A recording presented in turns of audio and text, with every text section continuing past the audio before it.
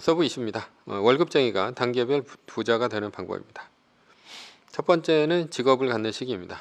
물려받는 재산이 없거나 사업체를 물려받는 것이 아니라면 대부분의 일반인은 취직을 해야 합니다. 취직을 잘하기 위해서는 학생 때 공부를 잘해야 합니다. 그래야 안정적인 직장을 가질 수 있습니다. 공부를 잘한다면 일단 남들보다 출발선에 앞서서 달릴 수가 있습니다. 물론 물려받은 재산 등 있는 금수저보다는 훨씬 뒤처지겠지만 말입니다.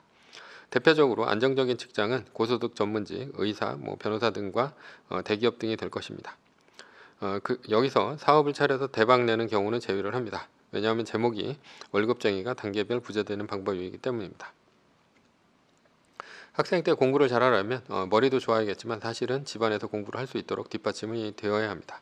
집안에서 과외를 해주고 좋은 학교 보내주고 인강 듣게 해주고 기타 등등을 할 수 없다면 남들보다 이제 같은 조건에서 공부를 잘할 수는 없습니다. 머리도 좋고 집안도 좋고 돈도 많아서 어렸을 적서부터 과외 학원 등등으로 지속적으로 관리를 받아야 좋은 학교 진학이 유리한 것은 사실입니다. 왜 안정적인 직장은 남들보다 출발선이 앞설 수 있냐? 예를 들어서 내가 이제 취준생인데 취업원서를 수십 군데 넣었어도 다 떨어졌다면 무엇을 해야 하는가? 공부하는 준비를 하면서 배달 등 알바를 뛰어야 합니다. 서빙을 할 수도 있겠죠. 그런데 공무원 경쟁률이 100명 중에 2명 붙는 극악의 경쟁률입니다. 그러니 98명은 떨어진다는 얘기입니다. 그렇다면 돈을 모으고 있는 것은 고사하고 대부분 청춘을 고시원에서 보낼 수도 있으며 그렇게 보내고도 공무원 합격을 못한다면 한다면 모를까 아니라면 아까운 청춘 다 날리고 인생 종치는 겁니다. 출발선에서 앞서려면 최소한 보통의 집안에서 태어나 머리가 좋은 데다가 공부를 열심히 하는 사람이어야 합니다. 그러나 1997년 IMF 이전에는 안 그랬습니다. 당시에는 누구나 대학만 졸업해도 취업을 할 수 있는 시기였기 때문에 출발선은 그나마 금수저 빼고는 비슷했다 이렇게 볼 수는 있습니다. 안정적인 구급 공무원은 대졸자가 시험을 보는 시기가 아니었으니 말입니다. 두 번째는 종잣돈 만드는 시기입니다. 종잣돈은 약 1억 원 정도를 종잣돈이라고 합니다. 왜 1억 원이 종잣돈이냐? 이거는 이제 차근차근 제가 예를 들어서 설명을 해드리도록 하겠습니다. 일단 예를 들어서 1년 수익률이 25% 정도의 재테크 상품이 있다고 칩시다. 그런데 100만 원으로 25%를 올리면 얼마입니까? 125만 원입니다. 그런데 1억 원이라면 얼마일까? 약 1억 2,500만 원입니다. 25만 원은 한 달 알바를 뛰어서도 얼마든지 만들 수 있는 돈입니다. 그러나 2,500만 원은 중소기업 신입사원 연봉에 해당합니다. 따라서 1억 원 정도는 되어야지 안정적인 재테크 상품에 투자할 수 있게 됩니다. 여기서 중요한 것은 안정적인 재테크 상품에 투자한다는 얘기죠. 따라서 물려받은 돈이 없다면 1억 원은 어떻게든지 빨리 만들어 놓는 것이 재테크의 시작입니다. 그런데 사람들은 1억 원을 모으려 하지 않고 100만 원을 가지고 1억 원을 만들려고 하는데 문제가 생깁니다. 1억 원을 모으려면 300만 원 받는 사람이 200만 원은 생활비로 쓰고 나머지 100만 원을 100달을 모아야 합니다. 100달은 8년 4개월 정도가 걸립니다. 1억 원을 모으는 속도를 반으로 줄이려면 100만 원은 생활비로 쓰고 나머지 200만 원은 50달을 모으면 됩니다. 그러면 4년 2개월로 줄어듭니다. 아마도 고통스러울 것입니다. 그러니 사람들은 대부분 100만 원을 가지고 부동산을 살 수 없으니 주식을 할 것이고 주식 중에서도 게임스탁과 같은 밈주식을 하거나 아니면 잡코인 투자를 하게 됩니다. 그래서 100배를 불리려고 하는 것이죠. 1년에 25%도 꽤 큰 금액인데 이것에 만족하지 못하고 1년에 2배 혹은 10배짜리 배팅을 합니다. 그래서 결국 2배 이상의 돈을 벌까? 아닙니다. 그렇게 해서 모으는 사람도 있겠지만 그런 사람은 아마도 2020년 코로나 위기 때 한 300만 원까지 떨어진 비트코인에다가 몰빵을 한 사람이 되겠죠. 그런데 그 정도의 이제 배짱이 있거나 아니면 생각이 있는 사람은 거의 없습니다.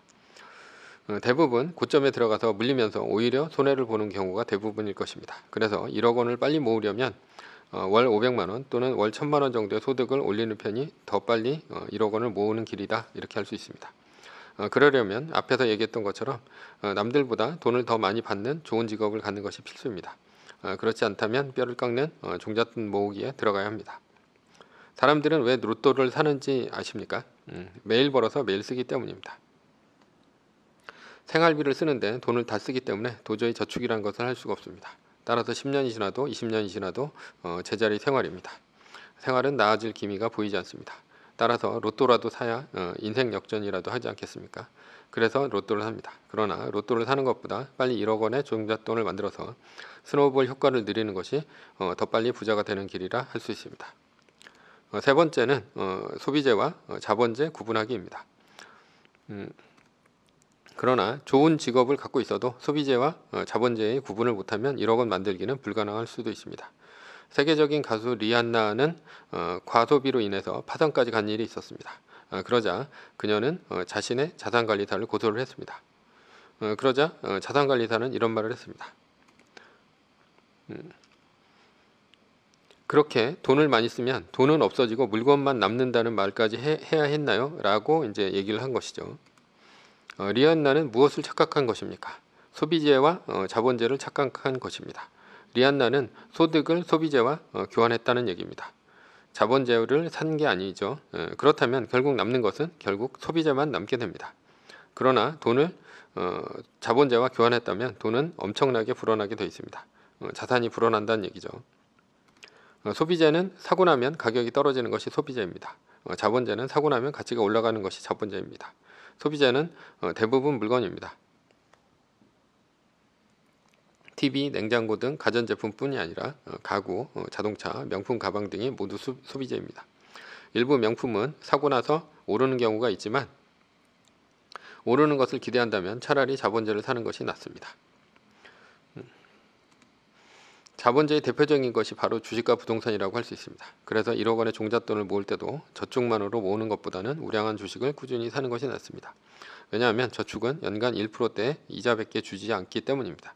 따라서 25% 이상에 올릴 수 있는 자산에 투자하는 것이 빨리 1억 원을 모으는 지름길이다 이렇게 생각할 수 있습니다. 아무리 1,000만 원씩 버는 전문직이라 하더라도 버는 돈보다 쓰는 돈이 더 많다면 1억 원은커녕 마이너스가 안 되면 다행입니다. 그런 면에서 배우자도 잘 만나야 합니다. 돈 쓰기 좋아하는 배우자를 만나면 한쪽이 아무리 돈을 모아도 한쪽으로 돈이 새기 때문에 결국 부자 되기는 다 긁는 것입니다. 따라서 결혼할 때 배우자의 경제관념을 잘 보는 것도 부자가 되는 필수 요건입니다. 그렇다면 왜 1억 원을 빨리 모아야 하는가? 스노우볼 효과 때문입니다. 위에서 1억 원에 25% 수익이 나는 자산에 투자를 하면 1년에 2,500만 원의 수익이 난다고 했습니다. 그런데 그 수익을 고스란히 재투자를 한다면 복리의 효과를 누릴 수 있습니다. 그러나 100만 원으로 25%의 수익이 난다고 해봐야 25만 원밖에 안 됩니다. 그러니 큰 눈덩이를 굴려야 결국 큰 돈이 된다는 얘기죠. 여기서 복리의 효과는 무엇이냐? 1억 원을 연간 25% 올리는 상품에 투자를 했을 때 얼마가 되냐? 10년이면 얼마일까? 라는 것이죠. 단위라면 25%니까 1억에 25%니까 2,500만 원이 되겠고요. 곱하기 10을 하면 2억 5천만 원이 됩니다. 그러나 복리라면 1억에서 25%를 1년에 올리면 1억 2,500만 원이 됩니다. 그러면 다시 1억 원에서 25%가 아니라 1억 2,500만 원에서 다시 25%가 됩니다. 이거를 10년간 곱하면 이게 이제 복리인데요. 10년 후에는 1억 2,500만 원이 아니라 10억 원이 됩니다. 즉 10배가 오르는 것이죠. 이 얘기는 20년이 지나면 다시 100배가 된다는 얘기가 됩니다. 1억 원이 25%씩 10년이 지나면 10억 원, 20년이 지나면 100억 원이 됩니다. 그러니 1년에 25%는 어마어마한 숫자라는 얘기죠. 네 번째는 경제적 자유 얻기입니다. 그러나 10억 원이면 사실 경제적 자유를 누릴 수 있습니다. 맥쿼리 인프라라는 주식이 있습니다. 티커는 088980입니다. 티커는 088980인데요. 이 주식은 최근 1년간 13%가 올랐으며 지난 5년간은 43.5%가 올랐습니다. 이 주식의 매수 매도 의견은 절대 아닙니다. 꾸준히 오르는 주식이라는 것을 보여주기 위해서 이 주식을 고르는 것입니다. 여기서 중요한 것은 이 주식의 배당 수익률이 약 6% 가까이 된다는 것입니다. 2021년 9월 9일 현재 수익률은 약 5.78%입니다. 그렇다면 10억 원을 이 주식에 몰빵을 했을 때 약 1년에 약 6천만 원 정도의 배당 이득을 얻을 수 있습니다. 여기서 한 1,000만 원 정도를 세금으로 뗀다 뭐 하더라도 약 5천만 원 정도의 배당 이득을 얻습니다. 그러나 그렇다면 매달 450만 원 정도의 월급이 들어오는 효과를 볼 수가 있는데요. 그러니 경제적 자유를 얻을 수 있게 되는 것입니다. 만약 1억 원을 25% 올리는 것에 투자를 해서 20년 후에 100억 원을 모았다면 어땠을까? 무려 한 달에 배당 소득으로 4,500만 원이 들어옵니다.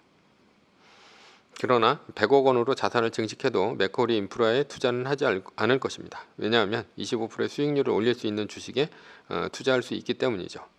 맥쿼리 인프라는 이 정도로 올라가지는 않습니다. 그렇다면 매년 25%의 수익률을 올릴 수 있는 자산은 무엇인가? S&P 500의 매년 배당 수익을 포함한다면 9.1%에 1%를 더해서 10.1% 정도를 올릴 수 있습니다. 그러나 S&P 500의 수익률을 앞서는 주식이 있습니다. 시가총액 세계 1등 주식입니다.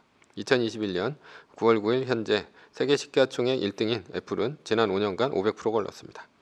이것을 아는 이가 있습니다. 워렌 버핏의 절친 찰리 먼거입니다. 워렌 버핏에게 물어봤습니다. 평생 동안 얼마나 많은 주식을 사고 팔아야 하는가? 라고 물어봤죠. 워렌 버핏은 평생 20개의 종목을 사고 팔면 충분하다 했습니다. 그것도 무려 평생에 걸쳐서 말입니다.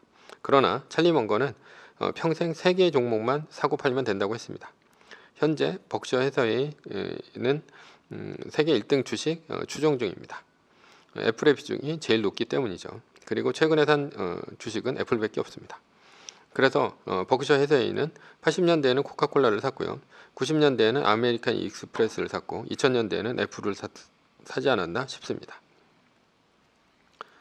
부자의 기준은 무엇인가? 사실 맥쿼리 인프라 기준으로 10억 원만 있더라도 좋은 삶을 즐기는 데 있어서는 충분하다, 충분히 부자다 라고 볼 수 있습니다. 결론입니다. 돈 잘 벌 수 있는 직업을 얻어서 소비재와 자본재를 구분을 해서 투자해서 뼈를 깎는 고통으로 1억 원을 모아 매년 25%씩 10년의 자산을 불리면 10억 원을 만들고 20년이 지나면 100억 원을 만듭니다. 이것이 월급쟁이가 단계별로 부자 되는 방법입니다. 부자가 된다고 인생을 잘 사는 것은 아닙니다. 목적과 수단이 바뀌면 돈을 아무리 많이 모았어도 결국 인생을 헛사는 됩니다. 목적은 좋은 삶이고요. 수단은 돈입니다. 그러나 목적이 돈이면 결국 신기루 같은 돈만 쫓다가 좋은 삶은 살아보지도 못하고 인생 끝난다는 얘기입니다.